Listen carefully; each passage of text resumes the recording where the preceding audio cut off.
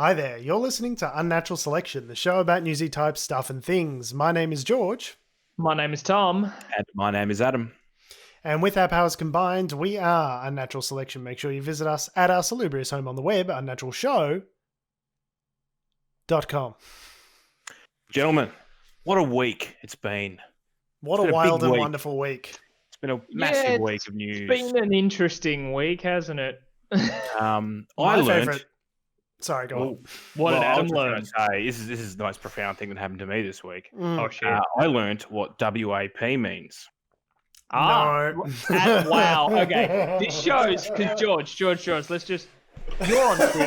George, I know you're on Twitter. I know you're on Twitter, George. Yeah. I am also on Twitter. Adam is not on Twitter. So Adam's that guy who is like a year after a thing was like being talked about. Will just be like, oh my God, are you guys aware the cake is a lie? And we're like, that was 15 years ago. I watched the film clip and I was like, okay, now I get it. Now I get what everyone's talking about. This was at least a month ago. Or was it COVID times weird? But it's you probably were like 3 late months to ago. this party. It was easily a couple of weeks ago. Yeah. Certainly explains why Whitney Cumming was squatting into a pool. that now makes sense on Instagram.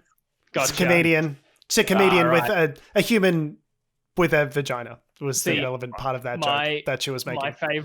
My favorite thing to come out of it was that our old uni, good old Monash, announced a new program called like the Wellbeing Assistance Program, and then they did summarize it like in the announcement email. It was like the Wellness Wellbeing Assistance Program (parentheses WAP), and clearly it's a program that's been come up by some older academic, but every student is like, like everyone sign up to WAP.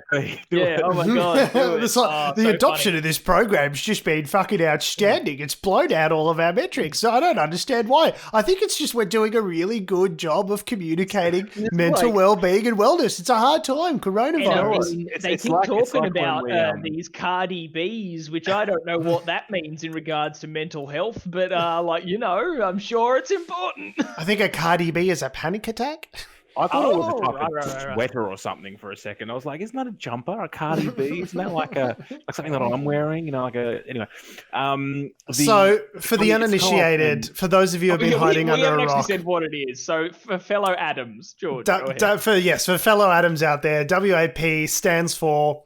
And I don't feel as though the inflection, there's no spin that I can put on this inflection that's going to make it sound better. It's just going to sound awkward and you need to brace yourself for that. It's a song that it stands for Wet Ass Pussy. Wet Ass Pussy.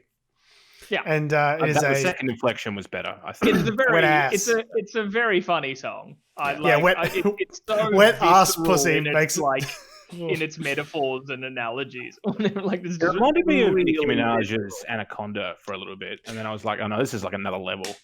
It's insane. Some of the lines, like I think my partner Alice just read a few of them out to me because I watched the video and I was like, oh yep, I see what this is about. Cool, good for them. And then she read out a few of them and I was just like, oh, I felt that. Like something like spoken word poetry to it. Am I oh my God, remember when we used to do spoken word poetry with song lyrics? Still funny. Still a good gag 10 years later. Am I a prude for not thinking, like, not to get all like pearl clutchy or anything, but I listened to it, I was just like, this is quite explicit. I don't know if this is for me. It's not for me. Yeah, and there's been explicit songs about, like, I guess, dicking. But I don't like those either. No, so that's fine. That's the thing. It's the thing of like people being like, this is abhorrent and like these women shouldn't be like writing a song like this. And it's like, yeah, but there's been songs about like any of Flo Rida's music analogies. Yeah, or like candy shop and all these sorts of things. There's this genre that you might have heard of called rap, and you are going to be astounded when you hear some of the rap songs that have been part of the genre. But like, I just don't like. I know it's not for me, but I don't like that sort of really sexually explicit stuff. I just can't. Yeah. I just don't. It's not for me. I don't. But the internet is big. Don't worry. There's plenty of other things you can listen to or watch. Who's the artist that was saying I can't feel my face? The Weeknd. The Weeknd. He literally has a song where the lyric is something like, "I'll bend her over and fuck her right in the pussy," like something along those. Oh, I think there's like "Make That Pussy Rain" or something like in one of his songs. I remember I used to work in a electronic shop, and one like Saturday night they put on that album over like the PA thingy, and there's normally a rule of like don't put on music that has like explicit language and all that in there. And I was like, who put this on? They're like, oh yeah, one of the managers. I'm like, okay, well I guess it's their call, but there's kids in here, man. You know what the best part about it is? Well, somebody think of the children. He won a Nickelodeon Kids' Choice Award for that song. No, for I Can't Feel My Face. All right. Which is about drugs. Which is all which is very interesting. But you gotta give the people what they want. That's the key. There are just some amazing lyrics in WAP. How are we pronouncing it? Like, how do you pronounce that? But average points. Oh, sorry, I've got the lyrics in front of me here. I'm trying to find the one that made me flinch. Because I was just like, oh, I'm never looking at that the same way again. It was something about macaroni and cheese.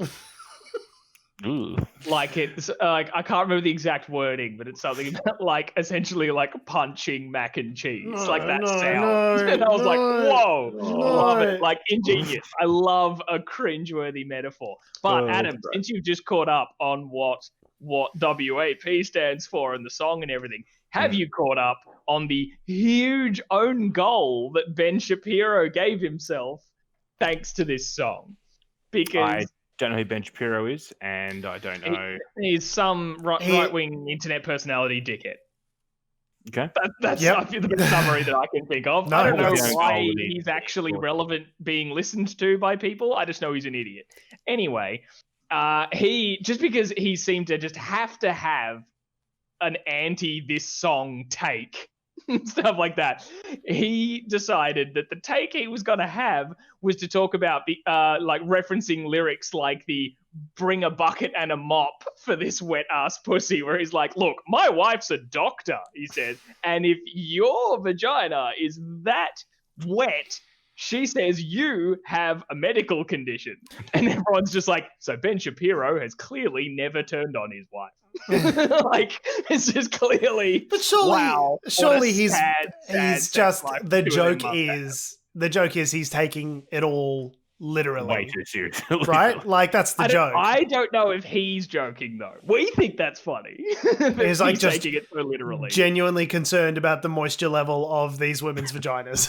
Yeah, he seemed to think, it's like, whoa, no, you should see a doctor if you are experiencing these symptoms, Cardi B. Like, sometimes, you know, when you're trying to make a point, and because you're trying to stay on your side of the political line, you've just got to like go that extra mile.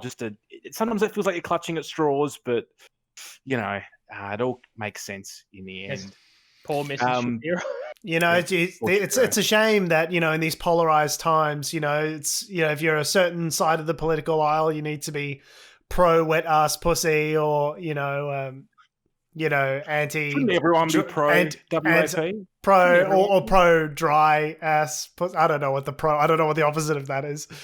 There was a joke in there somewhere. Yes. please deliver me from this gag. Yeah, it's been a week now since Victorian government announced their roadmap, and people loved it. Have people had feelings about it? Oh, people! I would say.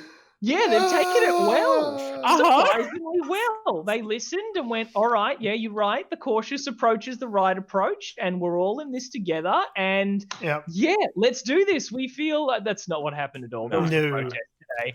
There was hot take upon hot take upon hot take. And then there was the regular protest. It was literally a protest today where they, in Victorian Market, where they were chanting freedom and people were arrested, and there's like photos of riot police running past like stalls of bananas and stuff. It's hilarious.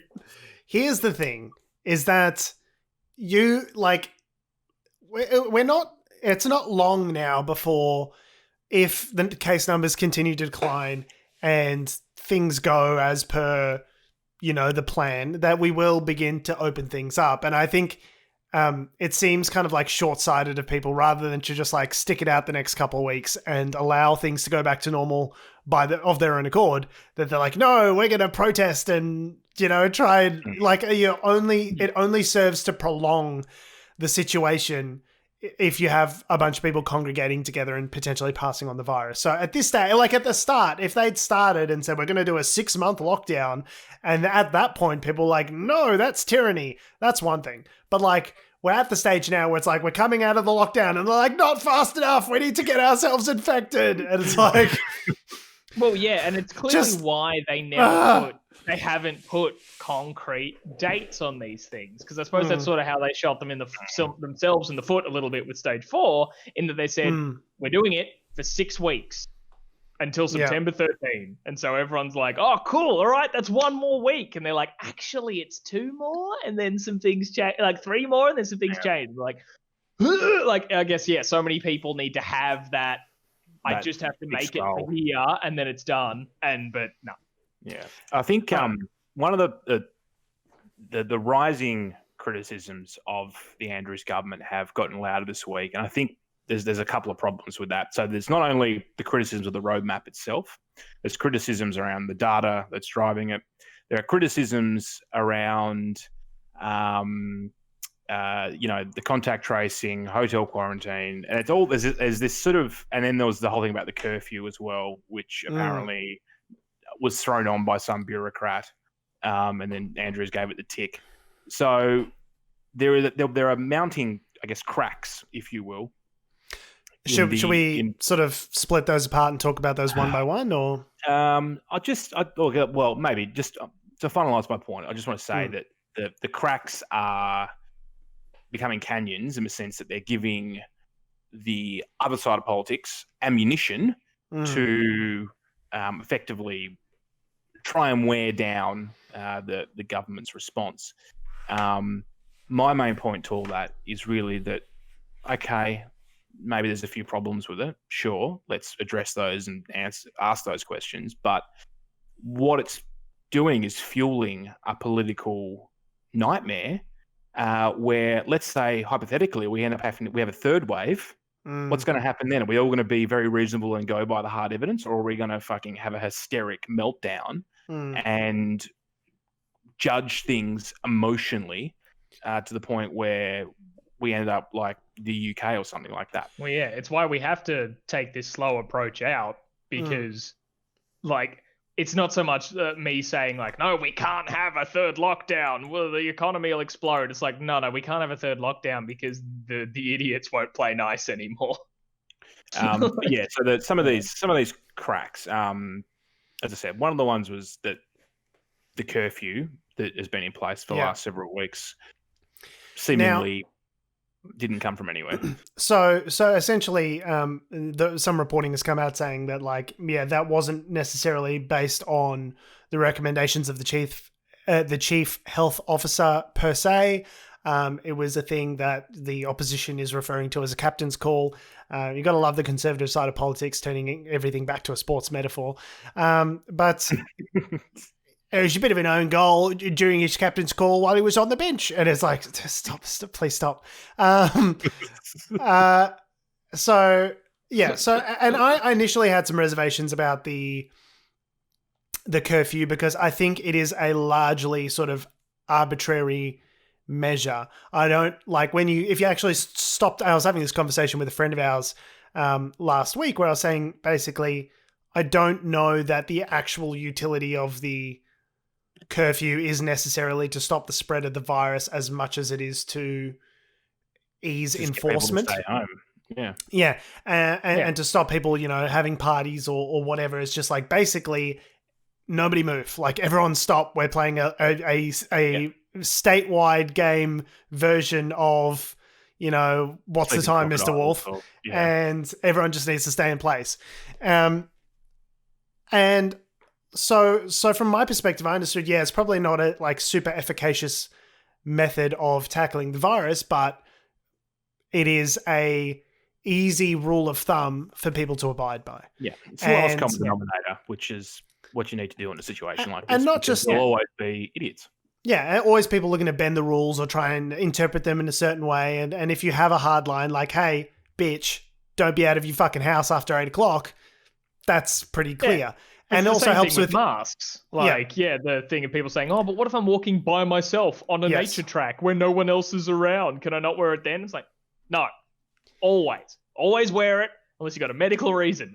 Keep it simple. And as well, same with the mask wearing. I'm like, if it's me and my fiance and we're walking in the park by ourselves, there's no benefit that is being generated by me wearing this mask. But I understand that we just need to have an easy, understandable rule of thumb that applies to everyone to get maximum compliance. The more you have these sort of rules of gradation and numbers and size, the more the lines blur and the harder it is going to be to enforce. And it's also like an enforcement thing from Victoria Police's perspective as well. Like we need an easy mandate to go, okay, if someone's walking around at 9 p.m., you've got the right to sort of walk up to them and go, hey, what's the story? But also the recommendation didn't come from the police, which is why everyone's got officers. It didn't come from police. It was probably I would suggest a bureaucratic decision, again, on which Mr. Andrews has given the... But again... To come back to first principles, do we really think, and I think the conservative side of politics would say yes to this question, but do we really think it is just a completely cynical power grab from this government because they want to restrict your freedoms, like some amorphous concept like that? Or do we think it's because they are genuinely trying to do the thing that they think is best to get Victoria back to a good state in terms of coronavirus cases? Like, I just don't buy the argument that there's some crazy tyrannical government that's trying to save lives against our will. Like, I don't buy it. Like, yeah, and you're right, and that's the thing, is that people are always looking for someone to point blame to, and really the reality of the situation is there are problems with the government's response. But as with every government, but they're not. It's not the end of the world with some of the stuff that they've failed to do. And reality of the situation is, if anyone knows the way governments work, they're bureaucratic as fuck. And the TV show Utopia is closer to the truth than what you would realize. Those people, by the way, this is the other thing. The people that are making decisions, giving this advice, they're the same people that would still be doing that if Andrews was booted out. That's a good point. Yeah, a lot of the civil service is exactly the same. Department. You know what I mean? Yeah. So people have got this weird idea in their head that Andrews and his close advisors have somehow got their fingerprints all over it, and that they're, responsible for the entire response. But really, it's a shit rolls downhill situation where there are middle level to high level bureaucrats that are making some of these decisions, and they're doing their best. But the implementation, if you're trying to roll things out quickly with government, is always going to be a bit because that's the nature of a large organisation that is the public service. It is hard, especially for any organisation, but for government especially, to move quickly and respond to issues in an agile way and to put stuff together quickly. Like, that's not what government was built to do. And the fact that public service is the most unagile business. Yes. It is. It's complete. That's why the Liberals are always like, "Oh, we have to cut the red tape. We have to pare back the public service," because that in their mind they see it as increasing efficiency. Whether that's true or not is another. Yeah, but yeah, I take issue with that, because that's always the argument, right? We've got to make it more efficient. We've got to make it, got to streamline it, make it less. But they're not talking about like getting Salesforce in there or migrating everything to cloud, which would be a huge endeavor and would be very, very costly in the orders of millions of dollars. They just want to give less money. So I don't buy this this completely good faith argument that we're just trying to make government more efficient by taking all the money away from government. I don't believe it. That's a whole nother conversation about politics. But the point being is that they are inherently inefficient. So the fact they have managed to respond to things as quickly as they have throughout this virus is really a credit to the people in those departments who are no doubt working very hard. I'm sure there's people in there working overtime that are getting getting absolutely no credit. And for people to stand on the sidelines and go, oh, well, Dan Andrews was offered help by the military and he didn't accept it. It's like, well, first of all, no, that's been debunked. And the other thing is like, it's not Dan Andrews on the phone with the military and them being like, you want help? And he goes, nah, go fuck yourselves. Like, that's not what happened. It's a huge government apparatus made up of thousands of people that are all liaising with each other, and stuff gets lost in the mix because of course it does. And if you think you could have done better, you are fucking fooling yourself. You are absolutely fooling yourself. Ruby Princess is another example of this, right? So they had the inquiry for Ruby Princess. Just give us a quick rundown on what the Ruby Princess. The Ruby Princess was the cruise ship that had like heaps of coronavirus cases on it. That was allowed to dock, and everyone was allowed to disembark without having a test done or any contact tracing done. Mm-hmm. But the reason why they did that was not because of some overarching evil, it was just literally someone on the dock, the employee, the responsible public servant was like, here's the information I've got, looks all good, off yous go. But and there were a few things that probably could have been followed up or more carefully evaluated, but it was literally because the procedure they were following wasn't as, the point being is they literally followed the procedure. They only did what they had to do. They didn't do any extra checking. Yeah. I think it's fair. I think it's fair to say that in situations like this, with a highly complex system with a bunch of moving parts, it is my first impulse is to never attribute to malice what I can attribute to incompetence or miscommunication. Like, government is a huge apparatus. If government was a company, it'd be one of the biggest companies in Australia. So you have to think of it in those terms. Like, it is a huge moving, apparatus with a bunch of gears and cogs, and sometimes they don't always speak to each other perfectly, and mistakes happen. It's not the Illuminati lizard people Hillary Clinton Pizzagate that's like pulling the strings. Sometimes people just fuck up and they do their best and they still fuck up and they miss things, or they, they're not speaking to the right people, or the procedures weren't in place. Like, it's not necessarily like some cynical attempt to like undermine everything that's been going, undermine democracy. Like, sometimes people just suck and they're doing their best. Tom, and it's as simple as that. We cut you off. Sorry. Oh, sorry. No. Sorry. What I was giggling about was was just the idea of, just ring, hello, the military. Oh, g'day, mate. Right. I've called the order of war. Oh, sorry. We're fresh out of those at the moment. Can you call back next week? Would you like an expensive submarine program? Yeah, we can do that. It was like, we just got one out the back. Realm of outdated fighter jets or anything like that. And it was like, we got them coming out our assholes. It's just like, bring, who is it? Dan Andrews. Oh, yeah, it's the entire military. Yeah. It's just, we're all on the phone, just crowded around this one phone. It's like, is there anything else I can help you with today? Nah, that's all good. All right, if you would mind just staying on to the end of the call, there's actually just a quick survey, if that would be possible. Yeah, sure. It's like, after today's call, how satisfied were you with your operator's service on a scale of 1 to 10? Oh, good. On a scale of 1 to 10, how likely are you to recommend the military for your next war endeavor?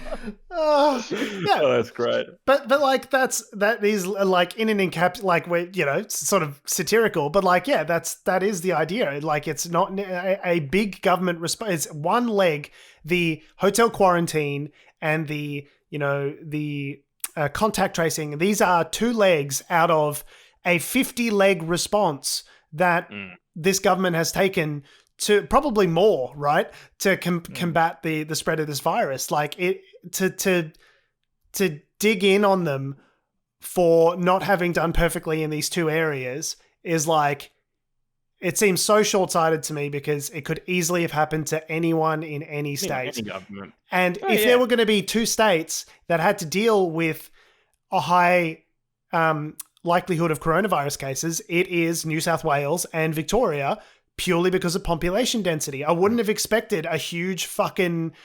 instance of cases in South Australia or in the fucking Pilbara. Like, it's just not going to happen. So it was entirely foreseeable, and I think the attacks are in bad faith. completely cynical from the other side of politics to go, oh, your plan's no good. Well, what's your plan, mate? Shh, don't ask me. I'm just going to make myself a small target over here, but the other guy's fucked. That's the US healthcare thing, right? It was always like, get rid of Obamacare. Oh yeah, what's your healthcare plan?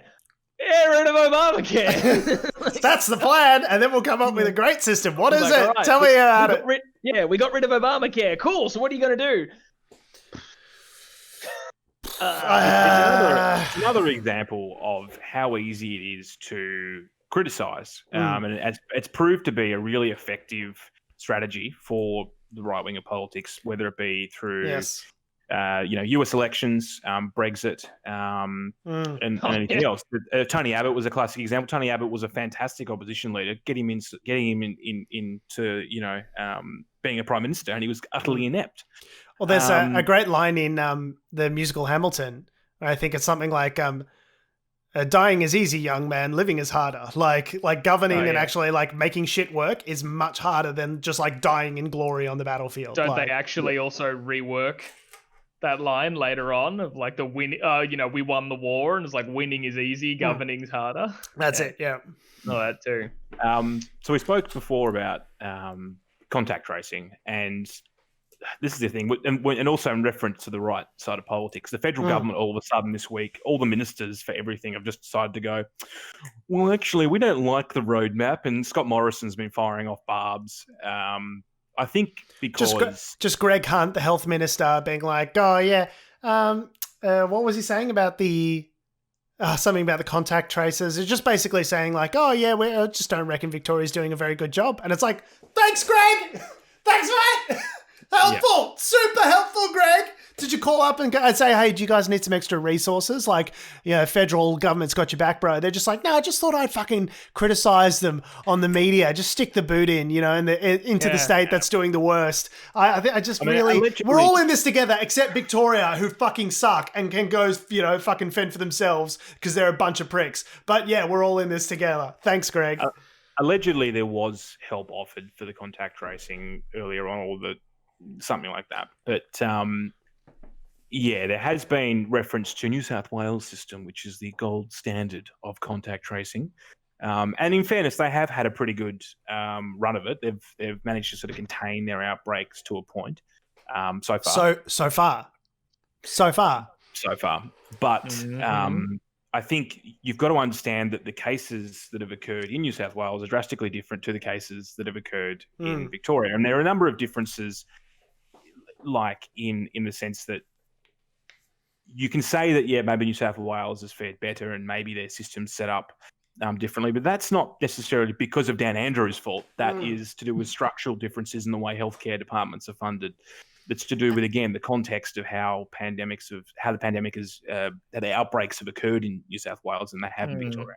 And not just that, but the fact that successive governments in Victoria over the last 20, 30 years have all taken a chunk out of healthcare funding, which these are pre-existing structural issues that were in place before COVID ever happened. It doesn't matter if, the potato Michael O'Brien was in charge, or if Dan Andrews was in charge, or, a literal mug of old lady's diarrhea was in charge. The result would have been more or less exactly the same because these are the structures that were in place when this crisis hit. So to turn around and go, it's not bloody acceptable that Dan Andrews personally murdered all these coronavirus victims. I don't know. It just... Yeah. And the thing is that the cases in Victoria spread so much more quickly than they did in New South Wales with the outbreaks at the pub and that kind of thing. Yeah. That basically the system in Victoria got overwhelmed really quickly. Well, here's the thing. Is if you are having to trace 20 people with 15 to 25 contacts each, that is something that a team of contact tracers can feasibly do. This is one of the things, incompetence or lack of resources rather than malice. At one stage, we were up to 700 new cases a day in Victoria. And there comes a point where whiteboards and the existing health infrastructure is just purely not going to be able to get its arms around that many cases. And because of how quickly this thing can spike, right, it's not enough to say, we'll train new people and have the resources in place for when this thing hits. Because you can't make 17,500 calls a day. No, you just can't. Like, I'm good on the phones, Adam. Don't you worry, mate. I easily get an hour of talk time a day, but there's no way I'm calling 17,000 people a day. It's just not going to happen. That's not quite how it works. You just go bring. Hello, George's entire social network. Hello, the military. Have you seen George at all? Oh, no, we're good.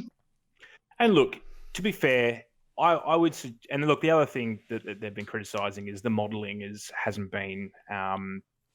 factored in certain aspects of the current situation we're in. But I mean, isn't it probably better that the modelling is taking this scenario where worst case scenario kind of modelling, where things are at the limit of what the system could handle a couple of months ago. So at this stage, with an idea about, I would much rather a very conservative outlook going forward. This is what frankly, this is what I wish the Victorian government would have done after the first wave here in Victoria, is taken a much more conservative approach to reopening with specific targets, with numbers in mind, rather than just going for dates. Because it really, like, no one's going to turn around and thank you when all of this is over, regardless. And you want to have a situation where you open up and you open up for good. You don't open up for 2, 3, 6 weeks and then start a third wave and have to shut everything down. So, because that's going to be devastating for businesses. I think a lot of businesses just would not survive that whatsoever. So you have to make sure if you're going to open up, it's done with the intention that it's going to be successful. And I would rather they be too conservative on this side of the fence rather than end up with a third wave. And particularly, like, not to sound like all super capitalist, but given how close we're getting to Christmas, like a third wave hitting and going back into lockdown again to do all this all over again, but in like an even higher key point of trade for a lot of businesses, both like retail and like hospitality and all that sort of stuff. Yeah, like it'll be worse. I'm over it. Like everyone's over it. But like, it's not like I like lockdowns.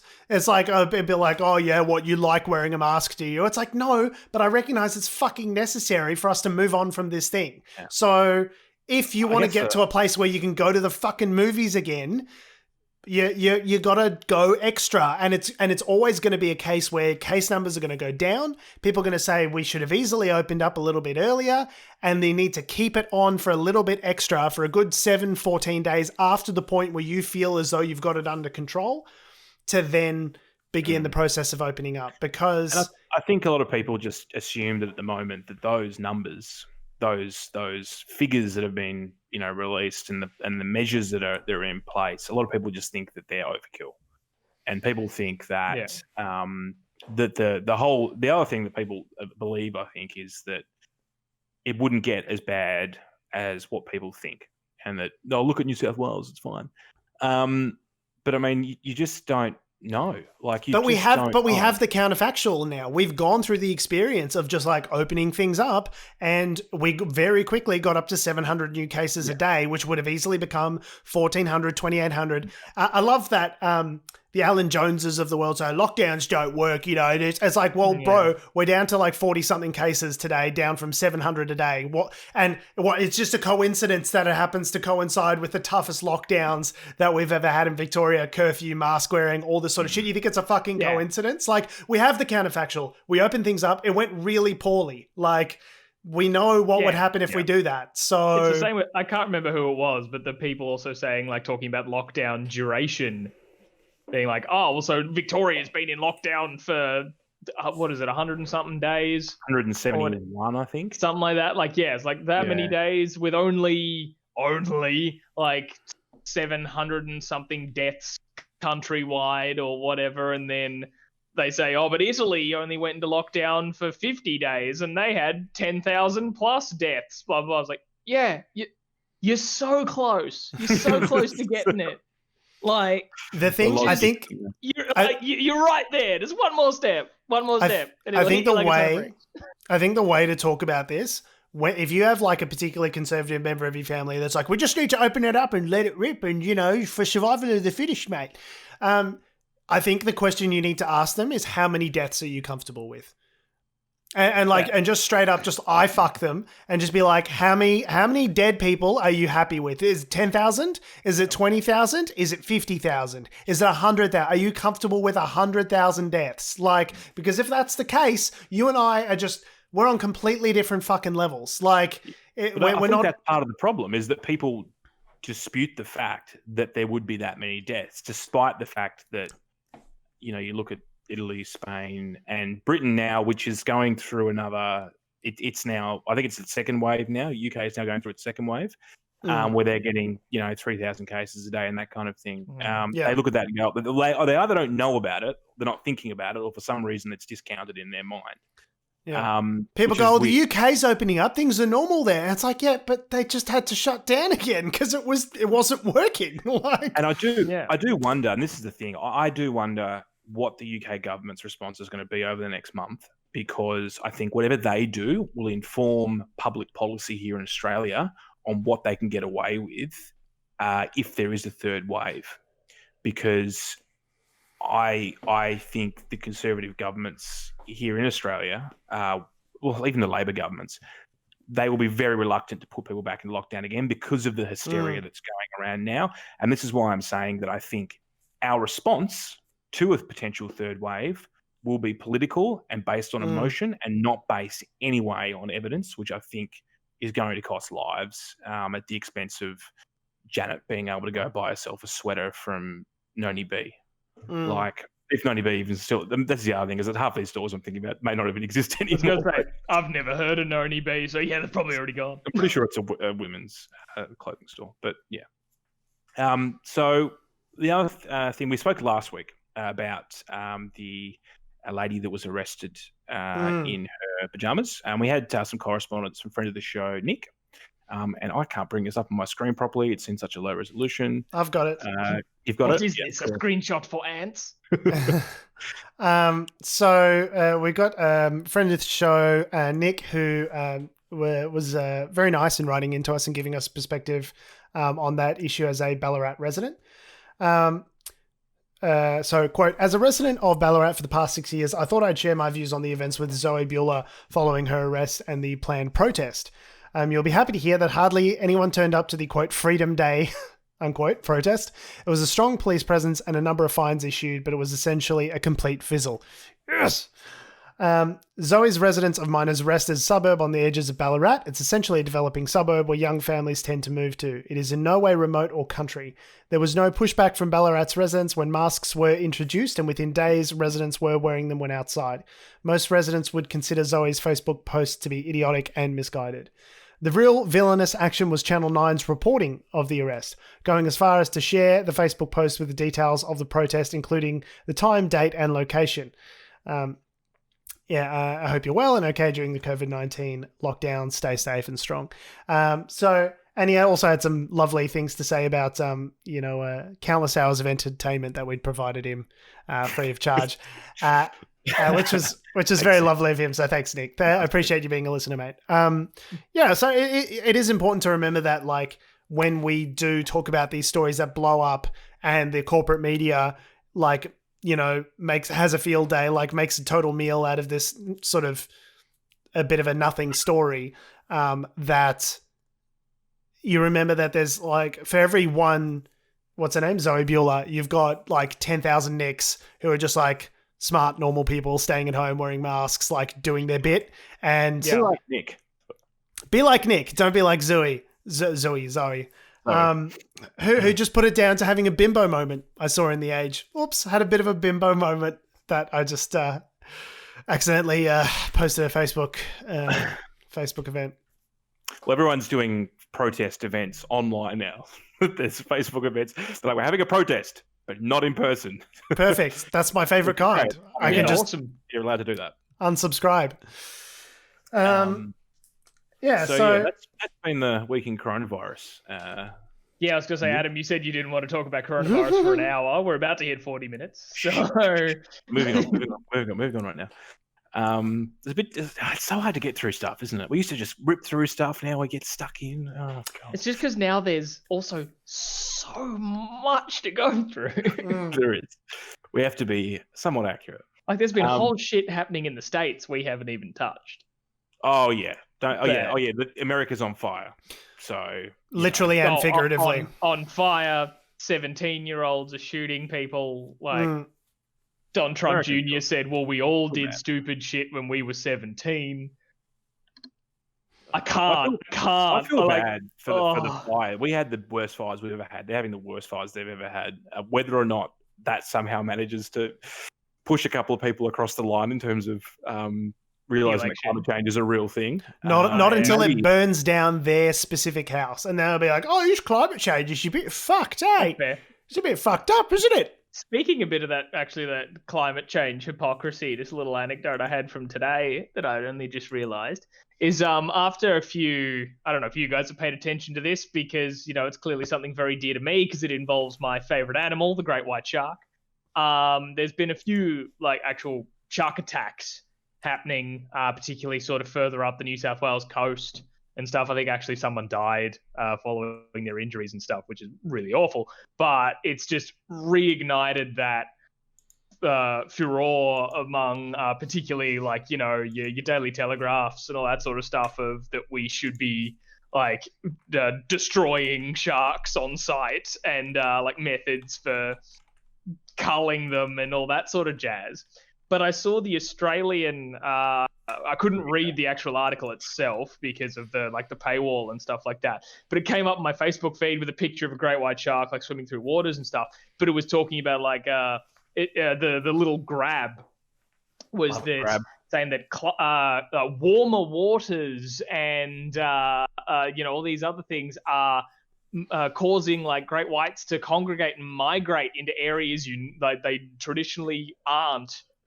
Hence why these attacks are happening. And I was like, is that a Murdoch paper acknowledging climate change? No, the water's warmer for some. Someone turned on the hot tub. No, it's got nothing to do with climate change. It's just water.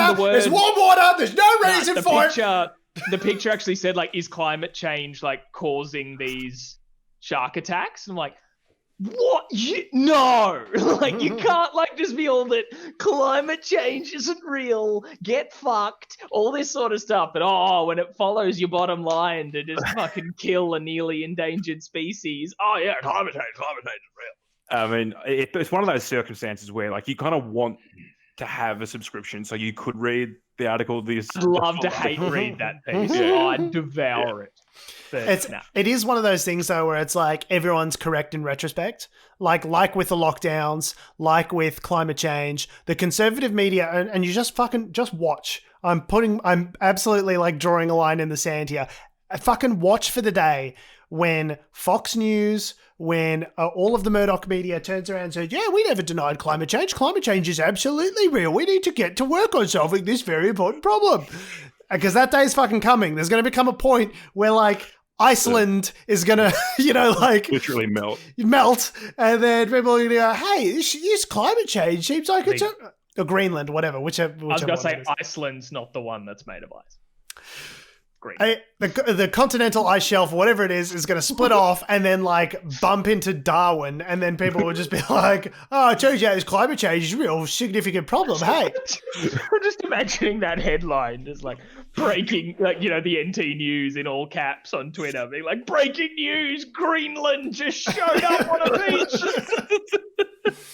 Not only did Donald Trump buy it, but it's now on Florida. I don't know who knows.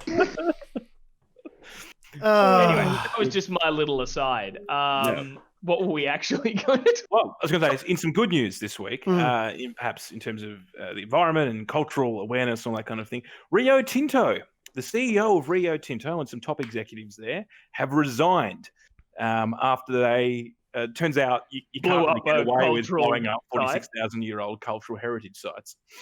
Turns out that's bad for business. It's also just bad. Plain bad. Ethically bad. Yeah, no, I forgot. No. Ethically? Yeah, no, I don't know. I don't know. I don't understand. Or was it ethics? I can never. Something. I don't know. I forget. I missed those classes. Yeah, Eddie had bad. Go ahead. So yeah, basically, you're right. Investor pressure essentially got to the situation where the board were like, you guys have to leave. So it was the CEO, I believe, one of the HR reps, and someone else stepped down, or they're going to step down. There's a handover period and all that kind of crap. Oh, of course. Yeah, of course. I love the going to step down because, you know, how often does that happen? I'm sure, where it's like, so-and-so definitely going to step down, not going to be involved anymore in 6 months, and then just everyone's forgot about it at some point. They go, you know what, I'll just stay on. I'll just hang on. I don't know. I just feel it. I just really feeling it. I might stick around, you guys. Or just when you've been effectively fired. Like, I know it's a thing of, like, people aren't happy, we need you to leave. Like, the amicable breakup version of being fired. Yeah, you can't fire me, I quit in 6 months. It's like the I'm thing going of, like, because I want to. It's like, not all right, because... I'll quit just for optics, but I'll stick around for it. Like, when you're fired, they're like, all right, like, but security will escort you out. Like, you can't. Yeah. So, anyway. So do we want to talk a little bit more about sort of what the fault was, why they were sort of under investor pressure in the first place? We can briefly go over that. I think there's so there's a mine. Next to that mine is a 46,000-year-old cultural heritage site to Indigenous peoples, and they ignored all the powers that be at Rio Tinto ignored all of the advice, including several reports which said that you shouldn't blow this up. And they decided, no, we want to expand our mine, not the mine. So they closed their mines and blew up.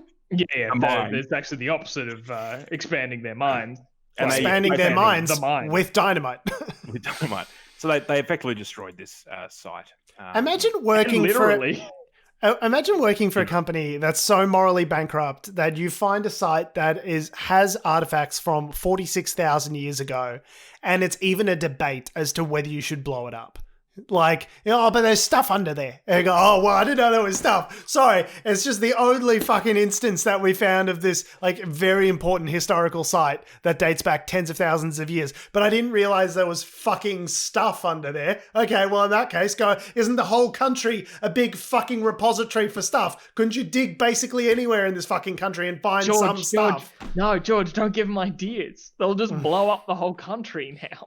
Like, if there was half an ounce of gold under the Sydney Harbour Bridge, Rio Tinto would be there with the dynamite, be like, so fucking let me at it, bro. Like, it is an iron ore mine, I believe. Oh, so well, if there's iron.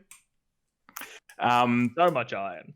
Priceless cultural heritage, but I didn't realize there was iron under there. So obviously there was massive backlash to that. The Indigenous community is still trying to work out ways where this won't happen again. And the chairman of the board of Rio Tinto has said, what happened at Jukan was wrong.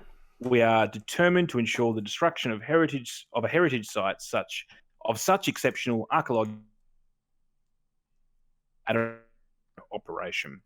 That's the chairman of the board. And as I said before, shit tends to roll downhill. The question being is whether or not these people stepping down actually changes anything. And this is what I think what some of the Indigenous community are upset about is that you can fire people, but those particular individuals probably weren't the ones that actually literally gave the order necessarily. I don't think the CEO of Rio Tinto was the guy who fucking pushed the button. Like, it's wholly inadequate to just go, oh, sorry, we fucked up a cult, like it's just gone forever. We fucked up a cultural heritage site. Promise we won't do it again. Here's a couple of scalps. Meanwhile, Rio Tinto's history has been a long, like, bloody history of doing exactly fucking this. Like, they just go, oh, they're a mine company. They mine stuff. This is what they do. They blow shit up and take the stuff out from under it. Like, this is your fucking job description. So, I don't know, to think of, like... Yeah. Will it have a cultural impact in terms of these people leaving? Will that change the culture and the way they do things at Rio Tinto? Who knows? The fact is, these guys are all... Like, if you're the CEO of Rio Tinto, you're already a fucking millionaire. It doesn't, like, if you leave with your tens of millions of dollars worth of Rio Tinto stock, you're just gonna be like, oh no, I'll go retire to my fucking awesome life on the beach, getting blowjobs on the Bahamas from every day until the day I die. It's like, oh, what a terrible punishment. Like, it's like, it's meaningless. Like, I love you. How about every dollar Every dollar that you pull up from under the ground that you blew up goes into preserving Indigenous heritage sites. Every single fucking dollar that you got, that you profited from as a company, goes back into heritage sites. How about that? Yeah. Be a fucking start. It's actually not a bad idea. I wonder if they've thought of that. They have thought about it, Adam, and I don't think it was accepted by the board. I was going to say, I'm sure they haven't thought about it. I'm sure people have said it, but they're like, oh. And I love these instances of corporate culture developing a conscience only when large institutional investors like super funds start pulling their money out, and they're like, wait. We've totally changed. I've changed, man. I've deeply and profoundly, because of the financial incentives, deeply ethically changed. Okay. Speaking of incentives and large CEO bonuses, Christine Holgate is the CEO of Australia Post. She recently got a deferred bonus of $277,000 from last financial year, even after she said earlier at the start of coronavirus that they would all defer or turn down their bonuses because of the economic induced lockdown. But she's actually deferred her deferral until she's deferred. It's also deferrals. Oh, right. Yeah. That's not why she's in the news. The reason why she's in the news is because she sent a legal ultimatum through her lawyers to the city of Melbourne, I believe, because 100 Pauline Hanson One Nation branded stubby holders weren't delivered to the residents of the lockdown towers, public housing towers in the inner regions of Melbourne. So this was somewhere, I think it was in June, where these towers had a hard lockdown for a couple of weeks, I believe it was, somewhere in the order of a few weeks. Which means that they weren't effectively getting any mail at that point either. Well, they were getting mail, but they weren't getting... Well, the reason that these weren't passed on, as I understood it, so One Nation, for those of our listeners listening abroad, is something akin to like UKIP. They're like virulent, racist shitbags. And they sent a bunch of stubby holders, stubbies of beers here in Australia, to the residents of these towers who, by and large, are people of colour, and some of which would be Muslim, so they don't drink. So I don't know what the stubby holder was for exactly, but to enrage and troll the residents. Pauline Hanson, who is the leader of One Nation, she's actually labelled the residents of these Melbourne towers as drug addicts and alcoholics. So what better way than to send them some stubby holders? What better way to encourage the alcoholism that you believe to be rampant among this, Muslim community who don't drink, than to send them stubby holders? I mean, the logic is flawless, Adam. You cannot argue with it. And anyway, so these stubby holders were withheld from actually, so the Postal Service delivered them. Then I don't know which sort of government bureaucrat or whomever it was sort of withheld them sort of at the doors. Be like, maybe let's not start a huge shit fight with the people in the towers right now. From sending them... Given how bungled it was already for numerous reasons. The response was already, pretty ham-fisted and not particularly successful. So maybe let's not inflame tensions by sending racist fucking stubby holders into the apartments as well. That they didn't ask for, by the way. These are just sent gratis. Thanks to One Nation. Nice little publicity stunt she tried to pull there. But now this... was James. What's his name? James Ashby. James Ashby. The loosest of units. Yeah. He's probably on the source. Anyway, so they were withheld, and now this, what is she, the CEO? What's her actual official title? I'm pretty sure she's the CEO. Chief Executive. Chief Executive, yeah. Yeah, so the CEO of Australia Post has since, I believe it was at the time, issued a legal demand saying, hey, you need to release these very important stubby holders. You can't withhold people's mail from them. Apparently it is actually illegal. There is a thing where they have to deliver the mail. So I'm trying to argue it on. Sure. Like, you're legally obliged to deliver this mail, and you're obstructing justice and all this kind of shit. But obstruction of stubby holders, the real crime in Australia. The reason why this is where it gets interesting, right? Why? And the question is, why is the CEO of Australia Post writing to One Nation over some fucking stubby holders? Why? Well, fun story.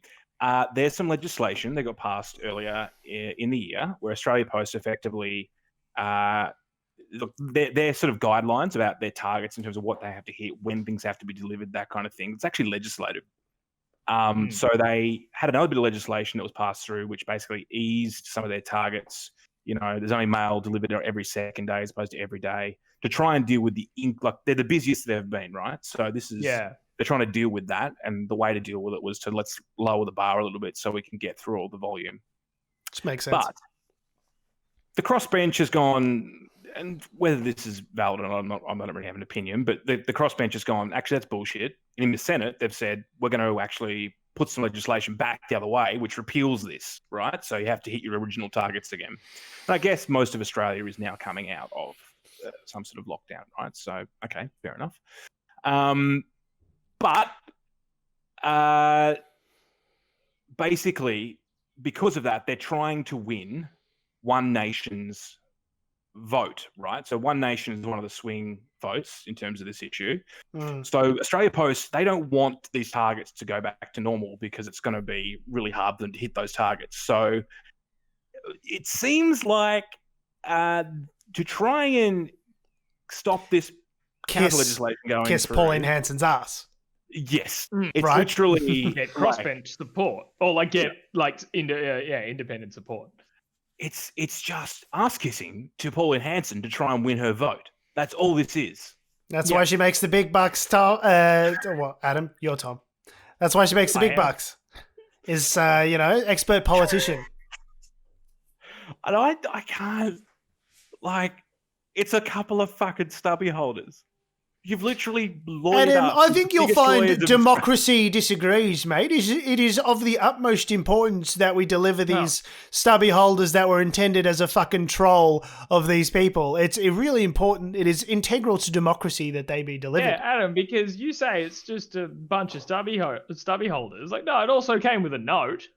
According to the article, it came with a handwritten note from Pauline that just said, no hard feelings. Like, why? Why? Like, what? You're not going to win over those people's votes. Like, what is... The whole logic of it is so dumb. What is the world right now? Because, like, pandemic, climate change, Trump, but now also that, like, a box of 100 stubby holders is becoming a huge issue in terms of, like, legislative policy in... What? What? Like, I don't... That story was sent through my friend of the show, Luke, as well. But I thought that was pretty zany. That's a cracker of a story. It's just... So dumb. Our last story, which probably should have been one of our first ones this week, is to do with smart meters. Yes. Their installation. Don't switch it off. Don't turn off the podcast. Yeah, no, actually surprisingly important. So smart meters are basically meters which have automatic data uploads to wherever they need to go to, rather than someone literally going out to your house and going. Yeah, there's meters in relation to... they've used about 700, what the fuck, amps? I don't know, what do they count in? I don't even know. Says 77,000 didgeridoos worth of electricity. Yeah, meters is in, the things you have at your house, like your gas and electricity meter to, measure your utility usage and all that sort of stuff. I came across this the other day because I was not sort of aware of that this was going on, and it's kind of a bit creepy now that I think about it. But apparently, for the past few years, smart meters have been being rolled out to, particularly Victorian properties, I think, but just being rolled out in general.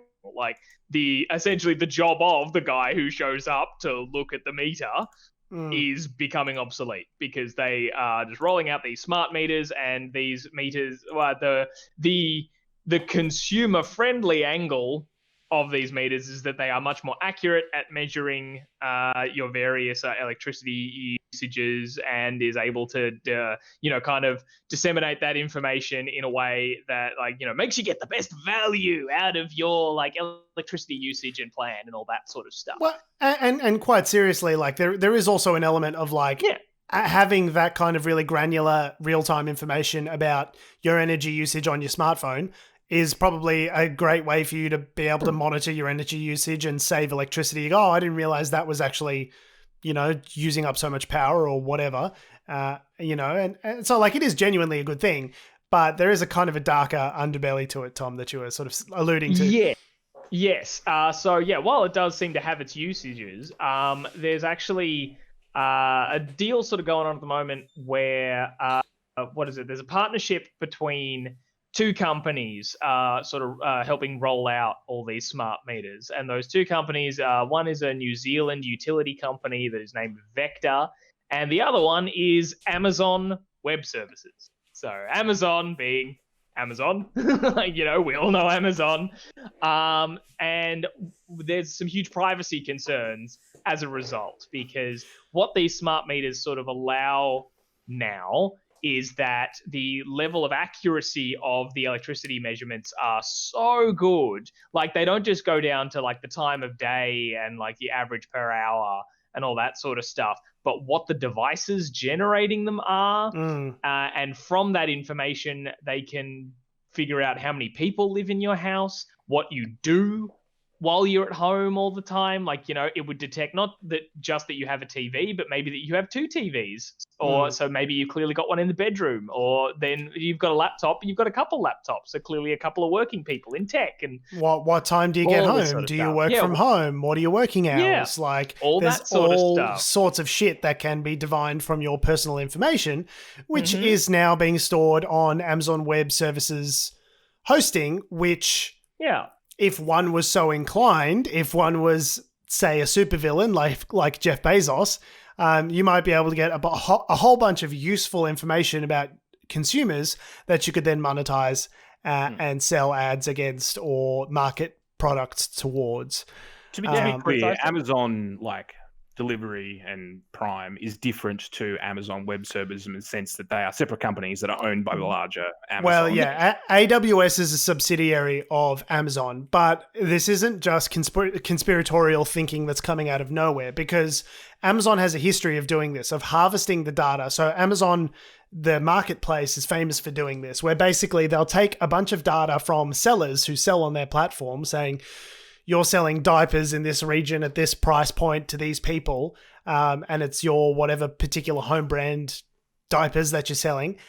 We've recognized that there's a market need for that, and we're going to use that data to then turn around and sell our own home brand Amazon diapers in this area at a lower price point. Like, they are basically using their merchants that are on the platform as ways to test markets for them with no risk, harvest the data, and then use it to enrich themselves and put the people on their marketplace out of business. Like, it is a rapacious culture that does that. It is evil and genius at the same time. Like, that's incredibly clever. It's just also horrifically unethical. If it was any other company, like if it was Microsoft Azure or something like that, another cloud hosting company, you go, okay, well, there's no history of them doing that. Presumably there's data protections in place, so that data can't be used for that purpose. But the problem is AWS is a highly profitable subsidiary of Amazon. And so as far as I'm aware, there's nothing to... It's really good. Like, they're Sorry, good. say again? Just to say, the reason why people use them is that they are probably best in their field in terms of their hosting servers and... Oh, no doubt. Oh, definitely. AWS is best in class. Like, so many services that you're aware of run on Amazon Web Services. Netflix, I think Facebook uses their services, Combank, like huge NASA, like huge institutions use these cloud services from AWS. And they are notoriously good and secure. And obviously, like, they must be, price competitive as well. Scalable I know that's really important for cloud architecture, is that you can sort of scale it up or down depending on how much you're using, rather than setting up your own internal services, which can be really costly. But that doesn't excuse the fact that Amazon as a company has proven themselves to be not super trustworthy when it comes to how they use people's data for their own personal financial gain. So to think that they wouldn't use this data, I'd be shocked. I'm listening to a great podcast series called I think it's Land of the Giants, which one of our friends and listeners put me on to. Yeah, Land of the Giants by Recode and Vox Media, which talks about the rise of Amazon and all these different practices and how they've sort of came to be and came to be of such prominence. And like, of all the companies that I would trust to not fuck me, Amazon's definitely at the bottom of the list. Now, I got this ring light from Amazon. It was cheap and they delivered it. And there's, certain, I love Kindle. I love Audible. These are Amazon properties. But I don't trust them not to fuck me. This is what they've been doing the whole time. Like, I don't know if it's so much even Amazon, Tom, the company Vector, the concept being is this data that's being collected. There's a partnership here where they may on-sell it to third parties. Is that essentially what may happen? Yeah, essentially. And, it's the similar sort of privacy concerns that people have with things like Facebook, right? Is that they, because Facebook doesn't charge us to use their service, like we are the product being sold to third parties, right? So it's kind of having that sort of angle. But I guess, the concerning thing here is, I suppose, I don't quite understand, what is driving the rollout per se, like whether or not who or what decides what kind of meter is then monitoring your property. But it's a Victorian government initiative. So any new meters that are installed must be smart meters. And the reason why there's a lot of churn at the moment is because everyone's installing solar power units. So everyone's having their meters. And they use that as an opportunity to do the thing.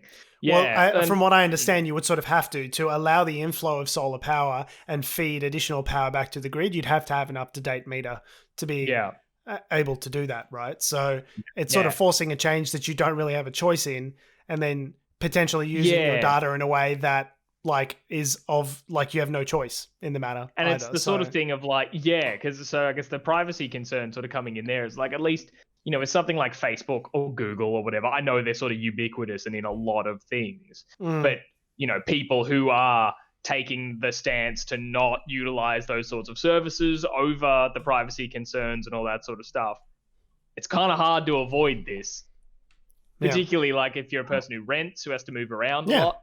If you're moving properties around, it's kind of hard to be that picky. I need to make sure I'm in a place that doesn't have a smart meter, right?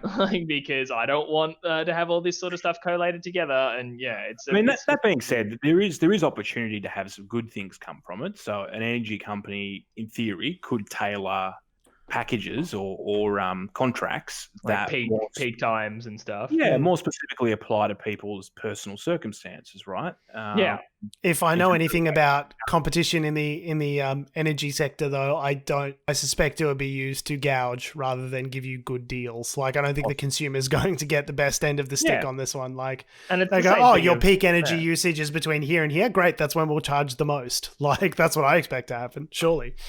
Yeah, and with so many sort of advancements in technology, there's always this can be used for all these really cool things. It's but also it opens this up to something nefarious. I do wonder though whether or not all of a sudden, if you've got a smart meter, you start seeing car salesmen just rock up at your door or something, or refrigerator salesmen just rock up at your door being your fridge is using a lot of power, so you could do with a new fridge. The problem is that even the institutions on the other end of this deal may not the algorithms. The problem with algorithms like this and how this data is collected and collated, and they say it's anonymized, but who knows, is that it's a completely black box. You don't know, because the way machine learning algorithms work is basically you just feed it a bunch of data and then you basically thumbs up or thumbs down the response that it gives you, and it basically learns over time. So you don't even know how sometimes a machine learning algorithm actually comes to the conclusion that it comes to.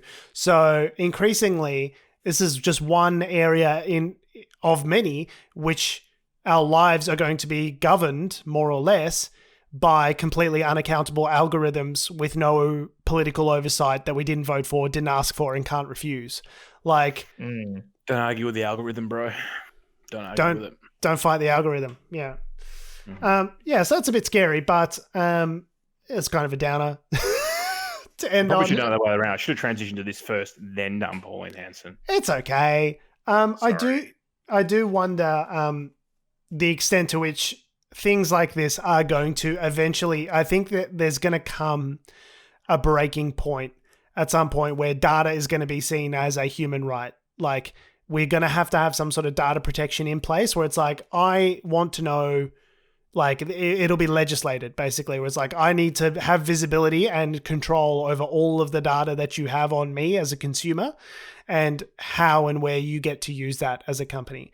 And I think any legislation, like failing that, anything that falls short of that kind of leaves the door wide open to a really fucking dystopian, consumerist sort of economy. Like, you need to have control. So get ready for terms of service agreements to get way more complicated. Yeah. I think the GDPR over in Europe went some way to sort of addressing these concerns and the right to be forgotten and take yourself out of internet searches and so, like, I understand there are places that are developing legal frameworks to try and tackle this issue, but it's not in Australia. It's taking too long. It always takes longer than it needs to with, new developing areas of technology for them to be appropriately regulated. And the problem is that it might be only a 10, 15 year window. By the time, I remember there was a line in season 3 of Westworld where it's like one of these major, power broker guys that's got this big AI, like, gets his hands on a data set of people. And it's like, this guy was the only one who had a data set this big. It was before all the laws came in. And it just made me realize, like, even if we do eventually down the track legislate around all of this stuff, a lot of this data is just out there. It's too late. It's out there already. Like, your face on Facebook and Instagram, it's already been documented. It's up there. It's on the cloud. Clearview AI has it. Like, all of these facial recognition companies already have the data. The cat's out of the bag. So it almost doesn't matter if it. Beard now. See, I'll grow the beard. And then I'll shave it off and then grow it back again. And then they'll never know which one's the real me. Now, the machines are pretty clever at noticing stuff like that, I think. It'll be like, zoom, zoom. Is it Adam Doreen? Zoom, zoom. No, it's Robin Williams. It's all right. Robin Williams. On that note, we have been, we are, and we always will be Unnatural Selection. Make sure you visit us at our salubrious home on the web at unnaturalshow.com.